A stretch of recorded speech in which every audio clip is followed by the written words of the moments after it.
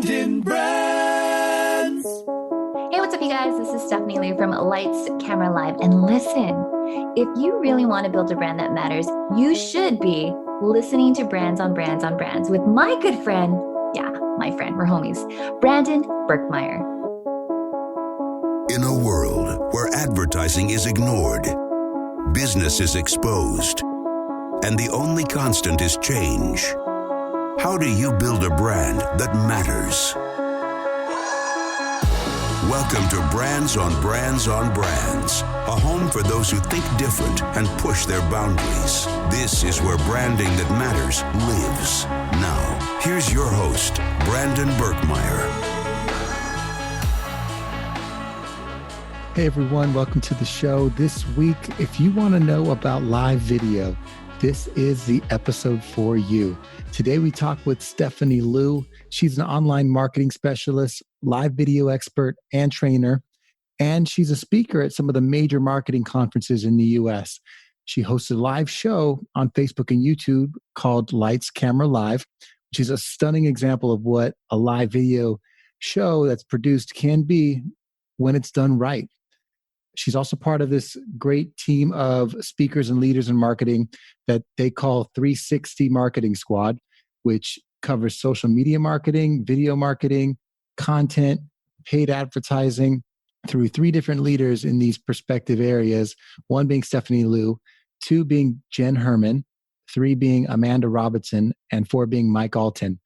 And together they work with businesses to coach them on these different specialties. And I think that's special. You see these guys walking around the conference room together. They bring a lot of life, and it's what drew me to them. So I was really excited to see if I could get Stephanie on the show. She agreed, and here we are. So hopefully you guys take a lot from this live video tips, how to get on, what to be thinking about when going live, and check it out. Let me know what you guys think. Brandon Brands. All right, let's get started. Today, really excited to bring to you Stephanie Liu. Stephanie, thank you so much for coming on the show today. We're really excited to have you. And I want to jump right into it because I have kind of a lot I want to get through. And so I want to be able to get to some of it. And if we don't get to all of it, I'll have to bring you back. But I came across you as a speaker at Social Media Marketing World, but you're also a lot of things. You're an online marketing strategist. You have a live video show called Lights, Camera, Live. You train others on how to use social media. But before anything else, I'd love to hear about the first time you went live on social media. I'd love to kind of hear this story of how that kind of started for you, because that's where a lot of people are going to be, I'm guessing, that are listening to this. Yeah. The first time I went live on Facebook was back 2016, so 3 years ago. And even back then, I knew that if I was going to go live on Facebook, I really wanted my show to stand out from the sea of sameness. So from there, I actually started self-teaching myself how to use OBS Studio. Have you heard of that one? Yeah, I have to find the PC version. I know you like Ecamm Live for the Mac, but I had to find a PC version. Oh, yeah. Well, they have OBS for Mac as well. And that was my first foray into live streaming. And what I started to do was just take all the questions that people would ask me about, what is a social media strategist? What is it that you do? And I just started creating content around that. And it took a while. It took a while to get the show off the ground. But once I started live streaming, I started to see that you could really engage with people in real time. I just fell in love with it. That then became my go-to content strategy for social media from then on. Did you always have that show name, or did you change it over time? Like, how'd you come up with that? So I started off with WWSD, What Would Stephanie Do? And I wanted something that would be a little bit more catchier, that would really kind of highlight what live streaming is about stepping into the spotlight, owning your space. In Lights, Camera, Action was one that I would always hear all the time, but it was like, it's more than action. It's about live streaming. Just live streaming in general, when you hear it, you think of, oh crap. Like, oh crap, it's actually live. You can't take it back. And it just sounded more exciting. I love it. It definitely brings an air of excitement. It's like almost like a circus to me. Like we're here. It's the show. Yeah. The greatest show. I love it. And these days you have that show, and it's in a couple places you can find it, right? That's, people want to watch it. Yeah, you can find it on Facebook for sure. That's usually where I start off. And that's because that's where my audience is. Coming from an agency background, I was connected to a lot of agency folks as well as my clients. And I knew that if I went live on Facebook, I would get the most traction from there. I've tried other places like YouTube as well. I don't really have as much as a following there. If anything, my following is more for like how-to tutorials on YouTube versus the live show. Like I find like the YouTube audience is more looking for how-to content. Right. And then that's where they usually find me. Gotcha. And have you had some like wins and losses along the way and kind of trailblazing in a way in this kind of new platform? What have been some of the times where you're really happy that this is working and the times that you struggled a little bit? I would say the times that I was really happy was when anytime someone reaches out to you and they say, hey, I've watched your show, just knowing that someone knows all of the hard work and effort that you put into that, that's always going to be a big, huge win. And it's definitely opened up doors for me in the sense that, I got to do a project with MasterChef and T-Mobile. That was awesome. I got to meet up with a NASA astronaut. There's things that you wouldn't have been able to imagine are opening new doors and possibilities because of live stream, because it's new. And once you own your craft and you're able to create a system and a process for it, people know that you're the go-to expert for it. As far as losses, that's really hard to say. I mean, there are times where maybe I was testing out new gear and then all of a sudden the audio wasn't working the way that I wanted to work out. Or, I had like a really fantastic guest on the show. And because they were too busy to do a tech rehearsal, right? Like, okay, yeah, let's just go live. And then everything was wrong. Their video was wrong. Their audio was wrong. And you're sitting there, you're like, dang, I did a disservice to my audience because they book out their time to watch you and your show. The guests can no longer, come back because you never know what their schedule is going to be. That's probably a loss. And so these days, it's very much like, we are going to do a tech rehearsal. And if you don't have time to do a tech rehearsal, then we're just not going to have a show, because this is the opportunity to really put you in the spotlight. And if I don't have the steps in place to do that, then I don't feel confident in putting you in front of the camera, right? Those are fun. Those are a couple of things. So taking it back a little bit, and we'll dive into some of the, how to help other people do what you do, which is definitely a special talent. Taking it back in time a little bit to the 2000s when you were getting into marketing, because I know your background, you started somewhere else because there wasn't live around back then. How did you get into marketing? How much time do you have? Well, okay. So my first full-time gig was I worked over at Divix, and I was an HR admin.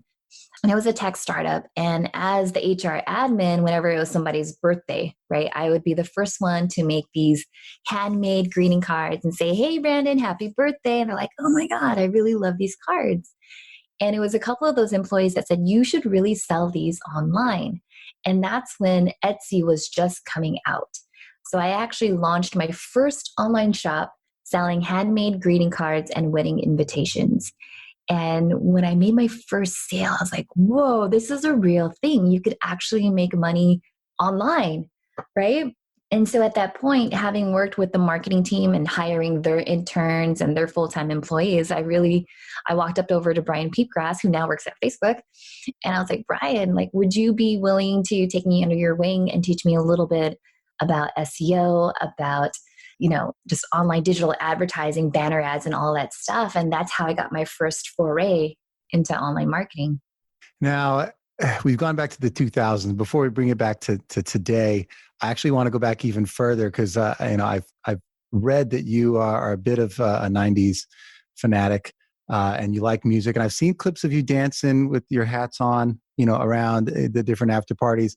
I'm a big R&B fan from the 90s. Boyz II Men was like the jam for me and everything Boyz II Men. So what's like your go-to feel good band from that era? From the 90s? Gosh, anything Salt and Pepper. So Shoop, I know the whole entire lyrics to Shoop. I was literally thinking to myself at Social Media Marketing World, I was like, if they let me do some Salt and Pepper on the stage, I would throw down and I would do that. But they were doing an 80s theme. And I was like, all right, push it. But I was like, Social Media Marketing World might not be okay with that Salt and Pepper song. I could do Shoop top to bottom or What a Man. So if we want to do karaoke one day, we'll have to set that up. Social media marketing world 2020. Done. But so I do want to hear, if you bring it back to today, I do want to hear this because there's a lot of, I grew up kind of in the marketing space at agencies as well, 17 years in doing that. And I know it's hard to, kind of venture out from that corporate life and decide to want to do a little bit more and to have a voice and find perspective to where, these days, you're doing thought leadership work and you're speaking. Like, tell me about that transition, like moving out of that corporate kind of environment and getting into kind of building your own thing. What was like the thought process for getting into that? And then like, when did it become real? It was actually built into the agency model that every single one of the directors had to build their own personal brands. And, if I was the director of social media, then I had to build my own presence online as well. And so I had to have my own personal brand. And that led to speaking on other stages, but on behalf of the agency and on behalf of clients and sharing their stories and their case studies. And so when it came time for me to really go off on my own, what really kind of pushed me out of the door was because I couldn't do the agency hustle anymore. I couldn't do 50 plus hours a week and holidays. Maybe I'll get off. It was back in 2015 when I found out I was pregnant with my daughter, and I was like, oh my gosh, if I'm going to be bringing in this human being into this world, I have to be there. I want to be there. And so transitioning out of the agency world, I was still able to keep my agency contacts, past clients. They knew that I was doing this. And as soon as they started to see the live streaming, they're like, I want to work with you, because they would see that what powered everything else that was working at the agency was what I had up in here, up in my head. Right. And so wherever I went, they still wanted to be a part of that. So it was a pretty easy transition, to be honest. I was fortunate in that sense.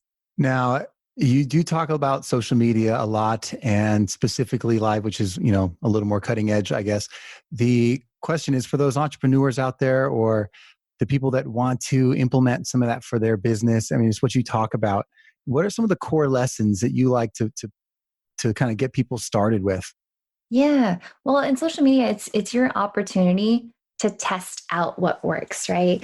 I think in social, you get a lot more creativity in not having the polished product all the time. So you could play around with content ideas in Instagram stories to see if it has some legs. And then if it does have legs, then you could turn it into a blog post or into a video and upload it over to YouTube. So I think just testing the waters on social media is a really great place to start. It's also a really good way to build your own community.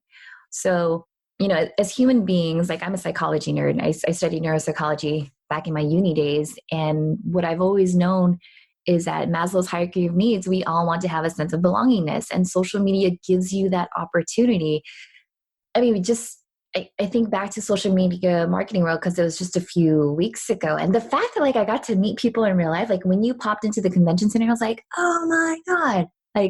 It was just euphoria. It was complete happiness. And I think with social media, you can test the waters. You could build communities no matter distance isn't an issue. You could have fans in Guam, in India, and in Vietnam. And then when you finally get to meet them, it's an amazing thing. Yeah, I totally agree. And I'm thinking if I'm building a business, live is not the first thing, or even social media may not be the first thing I'm thinking of. I'm like, I maybe got to get my website going. Yeah. I don't have a logo, whatever those things are. But once you get past some of that and you're like, I got to set up my social media profiles and eventually work towards getting into live. But should they be starting now? Should they be trying to figure some of this stuff out? And what are the basics? What are the basics? Well, I mean, so step one, usually what I would do with clients is start thinking about what your content strategy is going to be. Because yes, there's different platforms that are out there, but what do you want your messaging to be? How do you want to connect with people? Because every social media platform is kind of like its own country. Every country has its own etiquettes and things that you should do and that you shouldn't do. And once you understand first, what your messaging is going to be, then you find the platform that's really going to help you amplify that message. So I would usually go down that route. What's your content strategy? What are your resources? How often can you be creating content?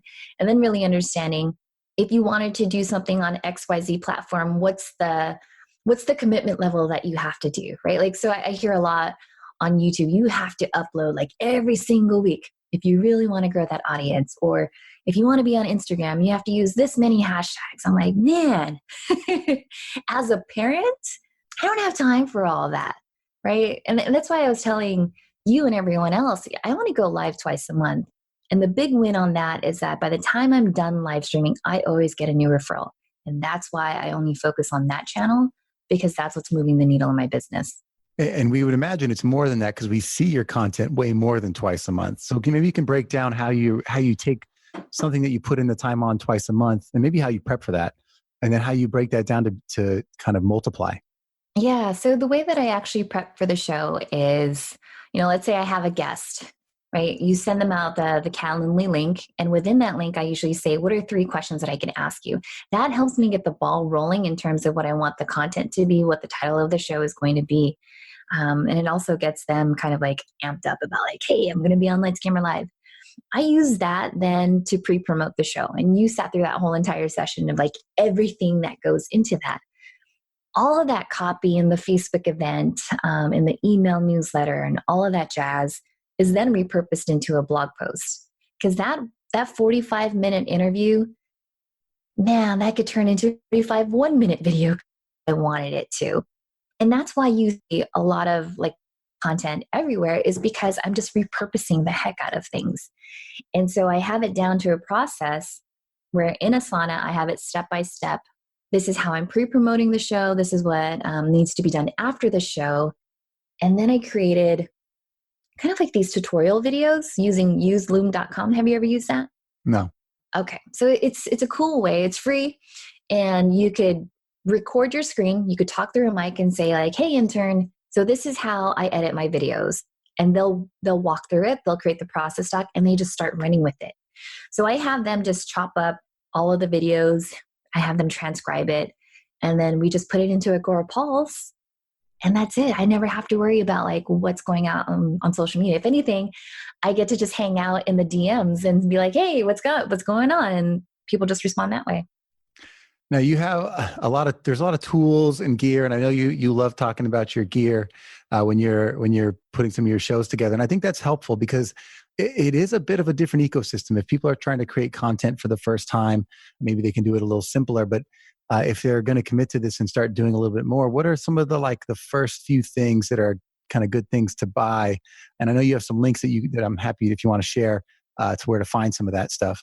Yeah, I'm a huge fan of just using a webcam like the Logitech C920. That's a pretty good starter cam that you can find, and it works on both Macs and PCs. A lot of people get a good headway with that.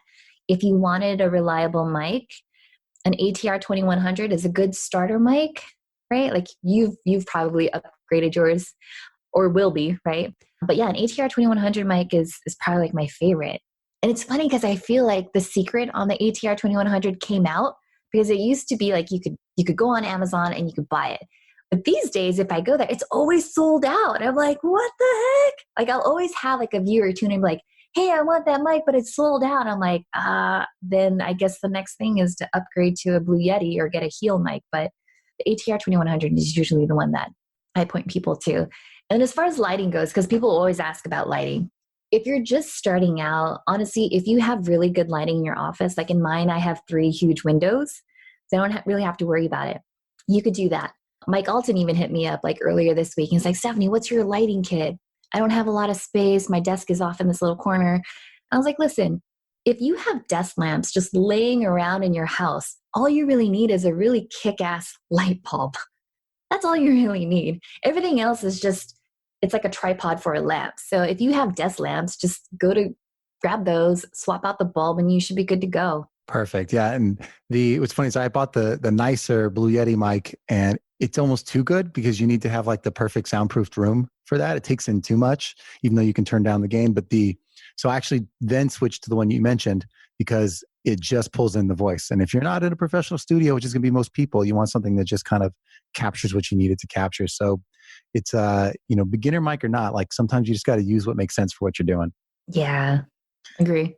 Going back to social media, and I appreciate you going down that road with me because I know the gear sometimes, like you don't expect that to be the question. And then people are like, no, really, I want to really do this. So what the hell do I buy? What do I go to first? So I appreciate that. But I do want to talk about like you bring a lot of passion, a lot of energy to what you do. And I people talk about that. I'm sure that's a feedback you get from like your presentations is you bring so much energy, whether it's, the passion you bring to just what you do and that you love social media, or just the energy you have in general. Like, where does that come from? Like, where do you pull it from? Or where, have you always been like that? Like, where does this energy you have for social media and this, how you bring it to life in your material, your content? Like, how do you get there? Is that a natural thing? The energy piece of it? Yeah, all of it. Well, I mean, I also think it really stems from the fact that I'm the youngest in my family of 3 kids. And so when you have that family plus cousins, you gotta stand out, because otherwise it's going to be like Home Alone. You're like, hey, they forgot about me. So, so I think that's like one of the things, right? Like, I feel like the oldest in the family is always like, gotta be by the rules and yada yada. And then like the middle child is, they're the rule breaker and whatnot. And then the third child is really like, no one's watching. Should I be doing this? So I think that energy just really comes from like my family dynamics and just always being the class clown, I guess you could say. Like, my brother and my sister would always fight, and I'd always be them like, okay, we need to like do something else and laugh about it. But as far as energy goes, having worked on the agency side of things, you could be wicked smart about like whatever your discipline is. But if you can't captivate a room, you are not winning that pitch, right? And what people will most likely gravitate towards too is someone that could really capture and mesmerize their attention. And that means like actually looking at someone in their eyeballs and nodding, and you just like working the whole entire room. And so that was something, having worked at the agency, like they put us through like improv training, right? Like we had to learn as a team how we could pitch together as a team. It's not that like, the VP of SEO goes in there and then after comes social. No, like we're all in the same room. We have to bounce off of each other and play off of their presentations and work it in. So improv was probably like a really good thing. And it's one of those things where you got to be playful. You can't take yourself too damn seriously because at the end of the day, like the clients want to work with you. And if you're so serious all the darn time, they're like, man, do I really want to get on the phone with Brandon? So I think just having that energy, it's contagious. And if you're positive and if you laugh and you smile, people just want to be around you. And once you figure that out, it's just, you're unstoppable in your business. Yeah, I definitely say it's a special skill that, a lot of the time I think it comes naturally, but there are ways to make it better. There are things to practice. So I'm sure that improv class was a great way to do that, to get that skill out there. For me, I've always had to rely more on the listening, which is probably why I got into the podcasting, because it's a more natural skill for me. But I have to practice. Like when I was getting up in front of clients, I had to practice being there, being present, and putting that energy to the back of the room so that it would be there and it would happen. Yeah. But I like the idea also to keep it fun and just, like bringing that to the room too helps with the energy for sure. So I appreciate that note. Now the show is called Brands on Brands on Brands. But I do like to ask the question, for the clients that you've worked with, or even for your own personal brand, do you believe branding or selling is more important for a business long-term, and why? Branding or selling? I know you're like, or Stephanie, it's not an and thing. You can do whatever you want with it. It's your world.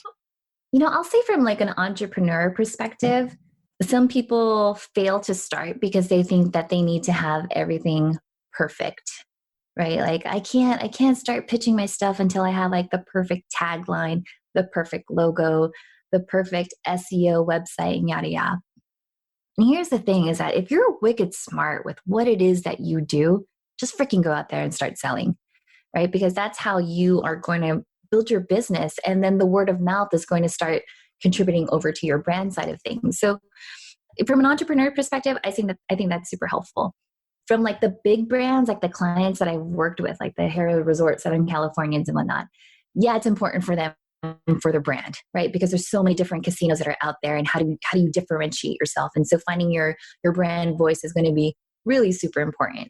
And that's where I see a lot of social media coming into play, because you could hear from your audience, your customers, your potential clients about what their thoughts are on your brand. And how that impacts your revenue and your bottom line. So I think it differs kind of, like I think entrepreneurs in most cases, they'll want to use like the logos as kind of like their scapegoat. I haven't landed the perfect logo yet, so I can't do it just yet. It's like, yeah, you can. Like, get out there, and you just need someone like me or the 360 Marketing Squad where we're just going to cheer you on. We're like, Brandon, we're going to see you on stage next year. You got this. So it works out. Yeah. Well, you mentioned some of the, like the bigger brands out there in this kind of, world of mass communication and advertising, which, comes into everything beautiful. We come in and ruin, as they say, with mass spamming and interruption. Is there a better way to connect with customers? What are some of the advantages when you're talking, in things like social media? Why is that a priority? I don't think it's really like, social media is making brands be disconnected from their audiences. I think with all the technology, people are just forgetting to listen, right? And just to really listen to the end consumer and what it is exactly that they want, like what their troubles are, what are the issues that they're facing. And I think using social media to really just monitor what the conversations are, like following a specific hashtag, following the keywords about your brands, common questions that people ask about your business, your product, your service is going to be really helpful. Like, I'll tell you something. I was on a product demo like 2 hours ago before this call. And she was just like feature after feature after feature. And I was like, are you ever going to ask me like what it is exactly that I'm struggling with? Because then you could direct this demo and make it a lot more personalized to what it is exactly that I need help with. Because maybe I don't care about that feature that you're talking about. So I think listening is one of the best ways that you could really separate yourself from like mass interruption. Because when someone feels like, hey, you're actually listening, they feel grateful. They feel validated. They're like, oh, okay, Brandon really cares. And because you care, you're now opening that door, that window. You're opening up their minds to learn more about what you have to offer. But if you're just going in there, feature, I'm like, man, okay, I'll let you go through your script, but pause. Can I now tell you what it is that I need? And I think that works out. I think that's the answer, right? When we talk about the role of social media, one of the biggest advantages is listening. There's the cross communication, that transactional nature that you can ask questions even and get responses, and maybe you find a new product out of that. I mean, I think that's a good reason why it should be a priority for a lot of business. And if you're just getting started and you're an entrepreneur out there, what advice would you have for them?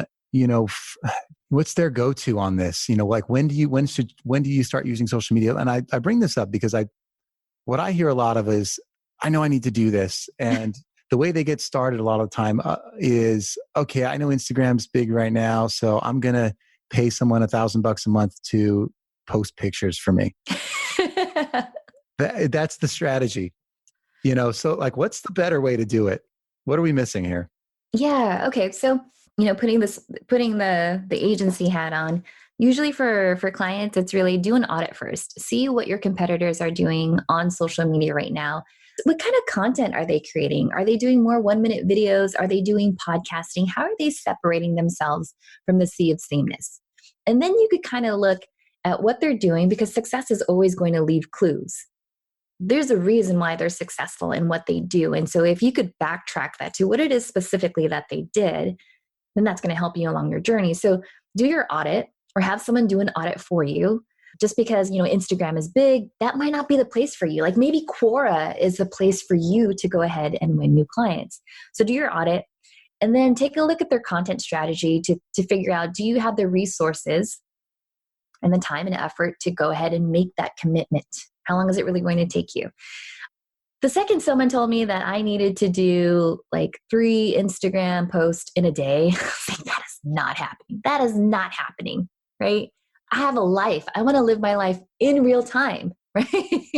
I didn't want to have like this aspirational Instagram profile that was false, right? Like I wanted to really, really live my life. So anyways, just create your content strategy, figure out what's going to work, and then ask your audience. Ask them like, where do you hang out? Where are they asking these questions, and how do they like to learn about what you have to offer? Because some people are really, really crushing it on YouTube, because they'll give you the step-by-step, how to use Ecamm Live, how to use Agora Pulse. And that's brilliant. right? Trying to do something about like how to set up your podcasting studio and Instagram stories just might not work out, right? Because those are 15 seconds and they're going to want something a little bit more.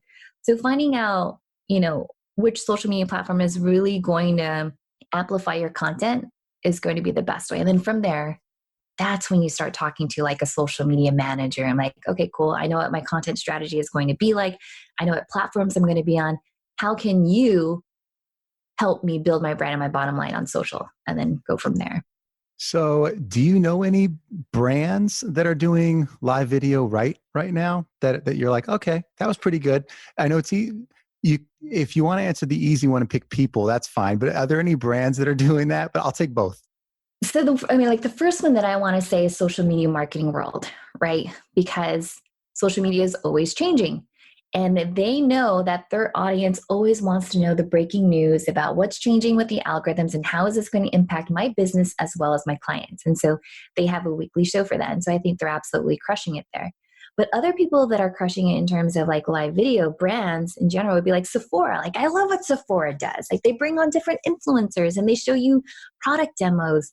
And it's really cool in the sense that like live streaming has even gone to other platforms. Like, so outside of like your Facebook, your Instagrams and your YouTubes and your Twitter, there's Amazon Live. And I think that's brilliant. Like think of all the merchants that have really cool products. Like I'm a gadget person, right? So you show me how a gimbal works, how to set it up. I'm like, take my money. Like I will throw my credit card at you. Just freaking take it, right? And then LinkedIn Live. I mean, that's another thing. Just freaking cool. I just love how like live video is coming out. But going back to like what brands, okay, so social media marketing world for one, Sephora is totally crushing it. Brit & Co is one of my favorites that are out there. And then what's also really surprising is like the local news organizations. I think they're starting to realize, these darn cable cutters, these cord cutters, how do I get a hold of them? They're starting to leverage live video too. And I think that's really interesting. Now, a little more on the personal note, in terms of like your personal preferences and things like that, what brands are you obsessed with right now? Oh my God. I'm a really big, huge fan of Temptu.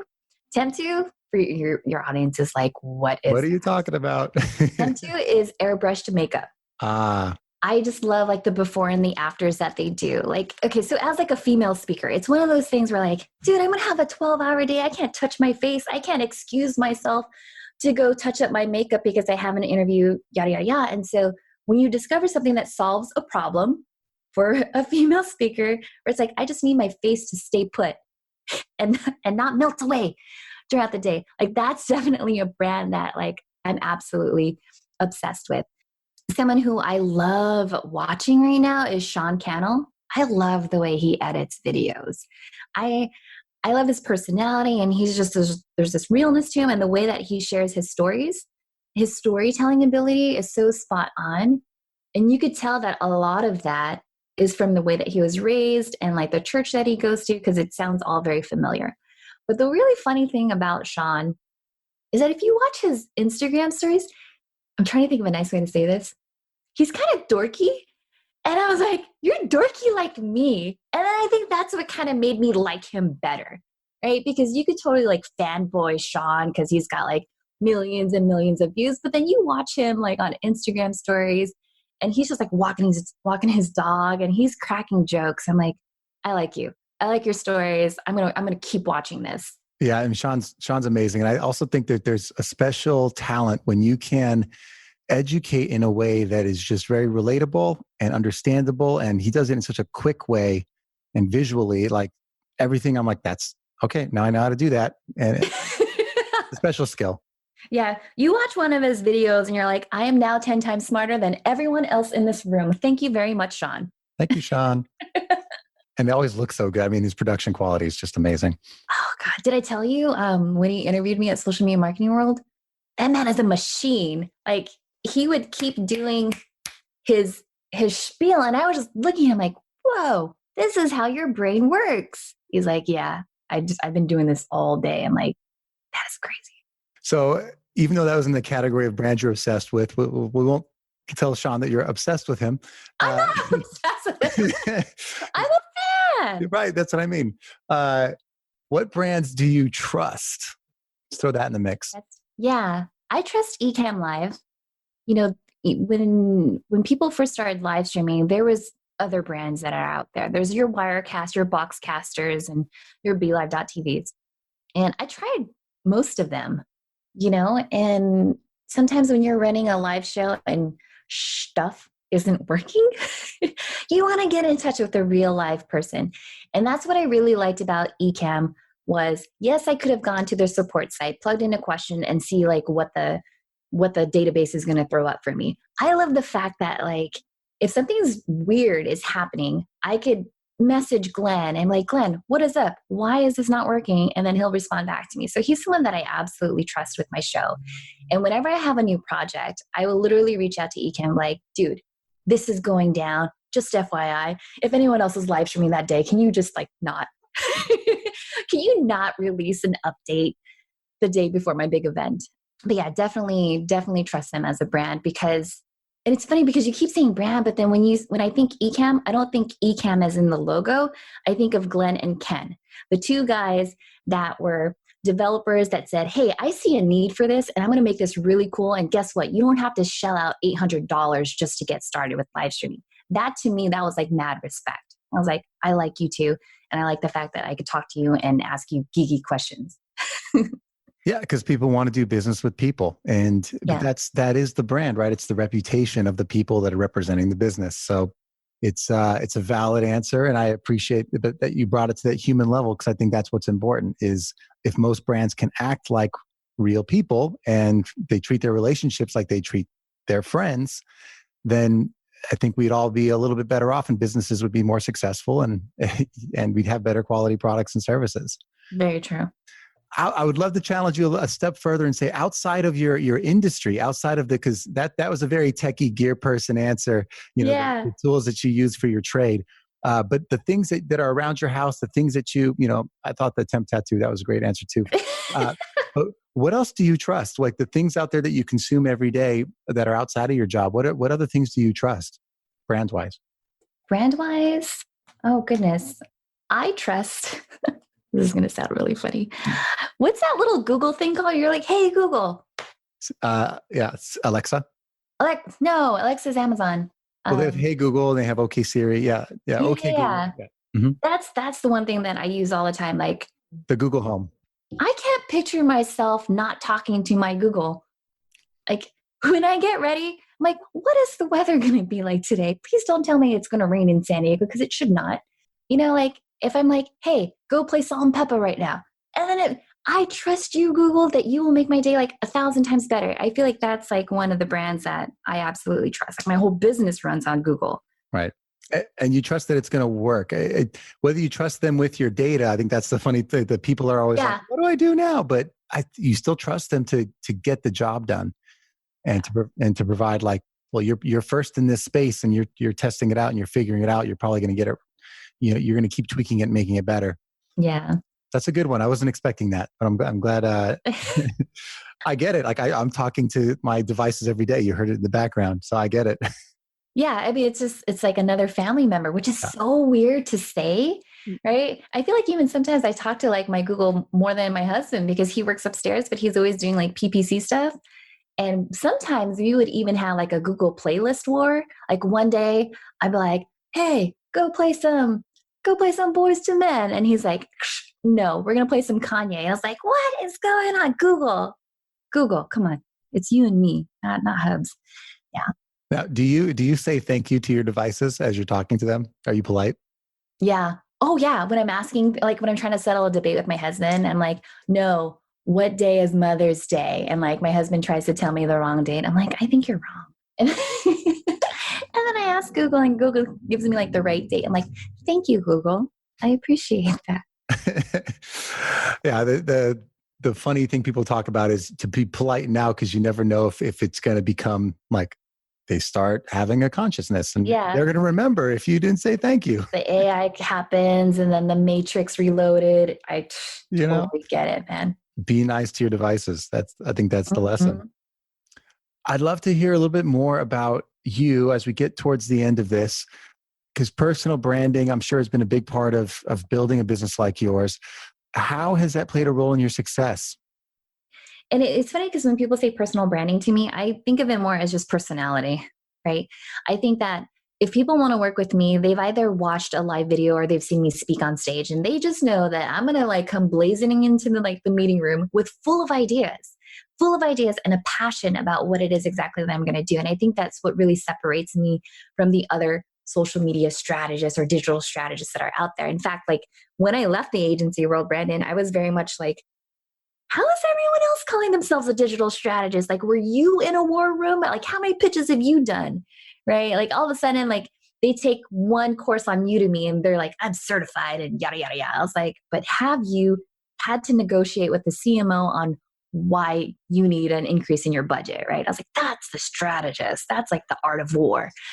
So I think personal branding for sure, or just having a personality really helps me in my business. Yeah, well, I think part of that's reputation too. I mean, you come with a history, you come with a kind of an experiential like history that says you know how to do this. You didn't just get out of college and help your uncle with Facebook ads. You actually have been doing it in enough that you've honed your craft and figure out how to put it out there. And I think the personality helps build that trust for sure, but you can back it up. And I think you being out there on stages for sure helps because they can see your work. It's right there. You're putting it out there for everyone to see. Yeah. What do you want your customers, the people that work with you, what do you want them to say about you when this is all said and done? I usually want them to walk away feeling more empowered. I don't want them to feel like they're struggling with the tech. I want them like coming out like slaying everything. They're just like, I got this, right? Like I want them to come out of that meeting room, Z-snap and a clap back and like, I got this. Stephanie taught me how to do this and I'm totally going to rule the world. I'm like, yes, that's exactly how I want you to feel. That's how I want you to show up online. So as far as like what I want people to say about me, it's that energy. It's the thing that you said and everyone else said as soon as like I stepped off that stage. Yeah. I mean, what an amazing testimonial that they've been empowered to do the things that they were striving to do because that you gave them the tools that they need or even the confidence. So I think that would be an amazing testimonial for sure. I'd love to hear kind of what's the future hold for you. What's your next big audacious goal? Like what's coming up? Midwest Digital Marketing Conference is coming up. That's in 2 weeks in St. Louis. And we're recording this in April 5th today. So that's come up in a couple of weeks. Okay, cool. And I'm going to be doing the first beta test of Remote Live Producer. Have I told you about this? Nope. So Remote Live Producer is basically for all of the entrepreneurs, the small businesses and the brands that want to do live video but don't have the budget to hire additional videographers and whatnot to launch a Facebook Live show. Remote Live Producer is going to be like a 3-hour workshop that says, if you want to hire someone remotely to do your show, these are the things that you need to have in place. And if you're a live streamer and you're looking to, have a side hustle or start something because you already have the gear that you invested in, become a remote live producer. I think it's one of those things where it's going to become the new hot trend in the gig economy. Honestly, you have the freaking gear. You could do it for other people and you could do it on your own schedule. So that's like the next big thing. I'm going to debut it over at MDMC, test drive it, see if it fits, and then that'll be like the next course. Awesome. I look forward to checking it out. Yeah. What is, for the people that want to learn more about you, I know you have lightscameralive.com, the website. Where are you hanging out on social? Where are you active? If you really want to get to know like the real Stephanie and just geek out on me, it's going to be on Instagram stories because the feed is going to be all perfected and whatnot. And you'll see like Brandon's perfect testimonial on there. But the stories is where I get to like really just play with the different features that stories has to offer. But if you're looking for more, I want tutorials, I want to be with like-minded social media strategists, then you'll want to hang out in the social media strategists Facebook group, because that's where I'm literally like, hey, did you know that you could post on Instagrams to other accounts? Here's how I'm going to hack it. Then you develop a strategy and then we all get to geek out and then we test it and then we share like what our case studies are going to be. So those are like 2 different ways that you could definitely hang out. I know how difficult it is to make it look as easy as you do to be going live. So I definitely think anyone that's considering it should learn from a pro. Just to prepare for this interview, I did it for the first time yesterday. I don't want to hear what I did wrong on this recording because we'll talk about that separately. I don't need to put my laundry out there. But it isn't easy. It does take preparation. It does take a strategy, and probably some coaching if you want to do it right. And I know you subscribe to the idea of coaching rather than just doing something without a plan. But so I appreciate you. I know that's a lot of work to get to where you're at now. So thank you for coming on and sharing some of the tips with our friends and entrepreneurs out there today. Yeah. Thanks for having me on. And I look forward to connecting with you more on Facebook and maybe on Instagram stories. Yeah. Live and in real life. Yay!